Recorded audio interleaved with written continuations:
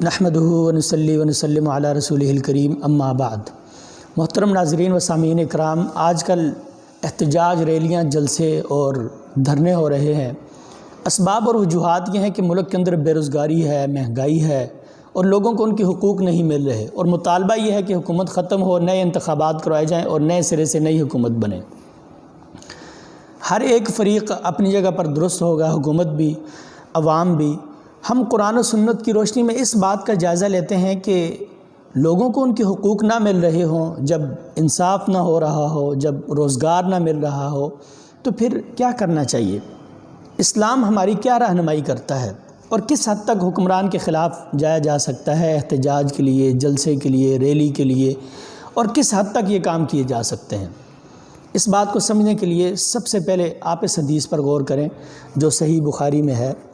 نبی اکرم صلی اللہ علیہ وسلم نے ارشاد فرمایا، عبداللہ ابن مسعود رضی اللہ تعالیٰ عنہ بیان کرتے ہیں، حدیث نمبر ہے 3603، کہتے ہیں کہ نبی اکرم صلی اللہ علیہ وسلم نے ارشاد فرمایا، ستکون اثرۃ و امور تنکرونہا، کہ میرے بعد کچھ ایسے معاملات، ایسے حالات پیدا ہوں گے کہ جن میں تمہارے لیے گزارا کرنا مشکل ہوگا، تمہیں ناگوار گزریں گے وہ۔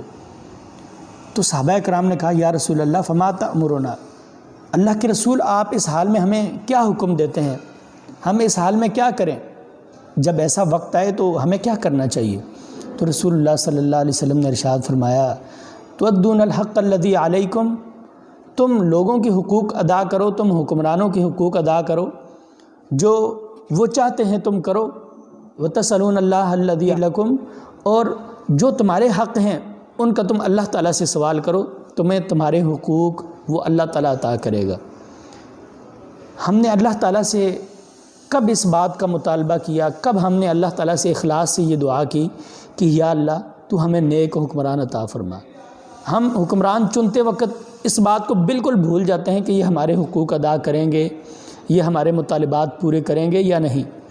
اور پھر جو اسلام نے ہمیں طریقہ سکھلایا ہے کہ اللہ تعالیٰ سے اپنے حقوق کا سوال کرنا، ہم اس کو بالکل ہی بھول جاتے ہیں۔ ہم 100% امید اور توقعات لوگوں سے رکھتے ہیں۔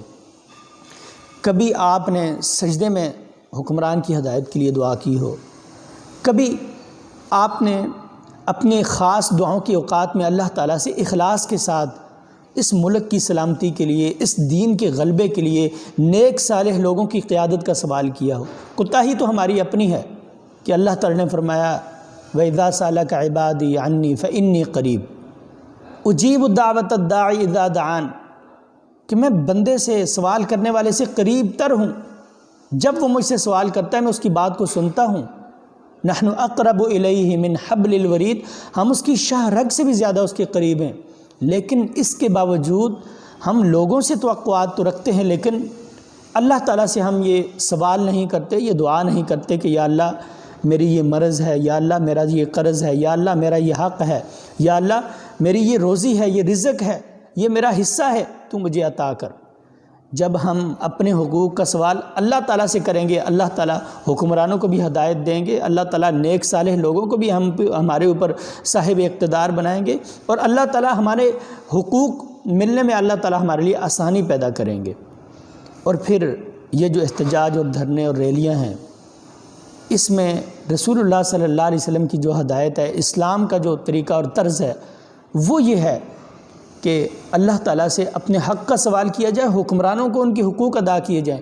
آپ صلی اللہ علیہ وسلم نے فرمایا، دین نصیحہ، دین خیرخواہی کا نام ہے۔ پوچھا گیا کس کے لیے یا رسول اللہ؟ فرمایا اللہ کے لیے، اس کی کتاب کے لیے، لوگوں کے لیے اور حکمرانوں کے لیے۔ تو یہ دین ہمیں خیرخواہی کا درس دیتا ہے، یہ دین ہمیں عدل اور انصاف کا درس دیتا ہے، یہ دین ہمیں یہ بتاتا ہے کہ حکمران کی اطاعت کی جائے۔ لا طاعۃ لمخلوق فی معصیۃ الخالق، کہ اللہ تعالیٰ کی نافرمانی میں مخلوق کی اطاعت جائز نہیں ہے۔ اس کے سوا جتنے بھی معاملات ہیں ان سب میں ہمیں حکمرانوں کی اطاعت کرنی چاہیے، ان کی بات ماننی چاہیے۔ تو ان حالات میں ملک دھرنوں کا، مارچ کا اور ان احتجاج کا متحمل نہیں ہو سکتا۔ پہلے ہی ہمارے ملک کے اندر آج کی یہ خبر ہے کہ 50-60 سے زائد لوگ اللہ تعالیٰ کو پیارے ہو گئے ایک حادثے میں، تو یہ وقت نہیں ہے کہ روڈوں پر نکل کر جو مریض ہیں ان کا راستہ روکا جائے، جو حاجت والے ضرورت مند لوگ ہیں، جو روزگار کے لیے، جو اپنی رزق روٹی کے لیے وہ جا رہے ہیں، ان کا راستہ روکا جائے۔ اور اس وقت جو ملک بہت سالوں بعد سدھ رہا ہے اور ایک پیٹرن پر وہ آگے چل رہا ہے، ان کے راستے روک کر حکمرانوں کے لیے مشکلات پیدا کی جائیں، ملک اور قوم کے لیے مشکلات پیدا کی جائیں۔ ملک اس وقت اس چیز کا متحمل نہیں ہے۔ اس وقت چاہیے کہ اگر ہم لوگوں کے حقوق ادا نہیں کر رہے تو حقوق ادا کریں، اور اگر ہمارے حقوق ہمیں نہیں مل رہے تو اس کا سوال اللہ تعالیٰ سے کریں۔ اور اسلام کے اندر رسول اللہ صلی اللہ علیہ وسلم نے 100 سے زائد ایسی احادیث بیان فرمائی ہیں جن میں حکمران کی اطاعت کرنے کا حکم دیا ہے، اور ان میں سے بیشتر احادیث اس بات پر دلالت کرتی ہیں کہ حکمران بے شک تمہارے اوپر ظلم کر رہا ہو، تمہیں تمہارے حقوق نہ ادا کر رہا ہو، تمہارے اوپر زیادتی کر رہا ہو، تمہارے حقوق چھین رہا ہو، اس کے باوجود تم حکمران کی اطاعت کرو، کہ اسلام ہر حال میں ہمیں حکمران کی اطاعت کا درس دیتا ہے۔ جب تک ہم اللہ تعالیٰ کی نافرمانی میں نہ چلے جائیں، جب تک ہمیں حکمران اللہ کی نافرمانی کا حکم نہ دے دیں، تب تک ہمیں ان کی اطاعت کرنی چاہیے، اور معروف کاموں کے اندر ان کا ہمیں ساتھ دینا چاہیے، ان کی حوصلہ افزائی کرنی چاہیے۔ تو اس لیے ایسے وقت میں احتجاج اور ریلیاں یہ درست نہیں ہے، یہ مناسب نہیں ہے۔ یہ وقت ہے کہ اس وقت اداروں کے ساتھ کھڑا ہوا جائے، فوج کے ساتھ کھڑا ہوا جائے، ملک اور قوم کے ساتھ کھڑا ہوا جائے، حکومت کے ساتھ کھڑا ہوا جائے۔ یہ ایسا وقت نہیں ہے کہ ہم جلسے اور ریلیاں نکالیں، اور ایسے وقت میں ہم حکمرانوں کے خلاف بغاوت کا اعلان کر دیں اور ان کے اوپر کفر کے فتوے لگائیں اور اس طرح لوگوں کو بدظن کریں۔ اسلام ہمیں امن کا درس دیتا ہے، صلہ رحمی کا درس دیتا ہے، اسلام ہمیں مواخات کا درس دیتا ہے، ایک دوسرے کے دکھ اور درد کو سمجھنے کا درس دیتا ہے۔ اسلام ہمیں مشکلات کا اور مصائب کا اور لوگوں کے لیے مسائل پیدا کرنے کا درس نہیں دیتا۔